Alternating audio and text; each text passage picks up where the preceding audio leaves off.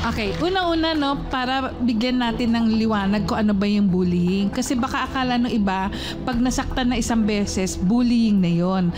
Tatandaan natin, pag sinabing bullying, paulit-ulit na ginagawa. Pwedeng ito ay physical na pananakit o kaya naman yung gumagawa ng isang bagay na yung yung panghaharas. Pwedeng pambabastos o kaya naman yung kung ano yung mga sinusulat. Di ba yung iba, natatandaan nyo, meron ginagawa yung sa papel, sinusulat, tapos nilalagay sa likod ng paulit-ulit. Yan mga tinatawag natin na pambubuli.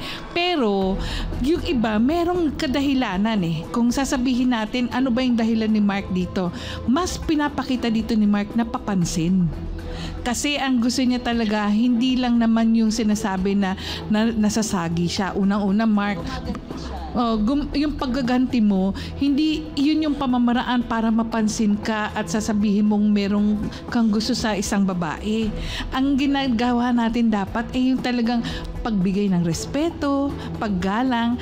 Tapos ngayon, tignan niyo maigi ha, bakit may mga tao naman, kasi sabi dito ni Maribel, palagi siyang nabubuli kahit na nagkaroon ng cyberbullying.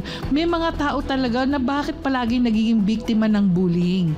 Unang-una, yung itong mga bullies na to, alam nila kung sino yung mahihina. Nakikita nila kaagad yung pagiging tinatawag nating vulnerable. Madali silang makitaan ng kahinaan. Pangalawa, meron din pagkakataon na sasabihin nila, ito kasi yung group behavior, yung buong klase. Sasabihin yan yung pinakamahina. Kaya kayang-kaya nilang i-bully. So, sana maintindihan natin na pag itong bullying na to, hindi ito maganda. Hindi lang ito sasabihin natin sa mga bata, pwedeng sa mga kabataan at even sa mga adults, pwedeng mangyari ito. At nakakalungkot dahil kasi pwedeng magkaroon ng mental health issue ang isang taong nabubuli dahil nga ito'y magdudulot ng anxiety, depression at kumisan umaabot sa punto na nagpapatiwakal ang isang taong nabuli. Yun lang po, Mama Cars. Ayan.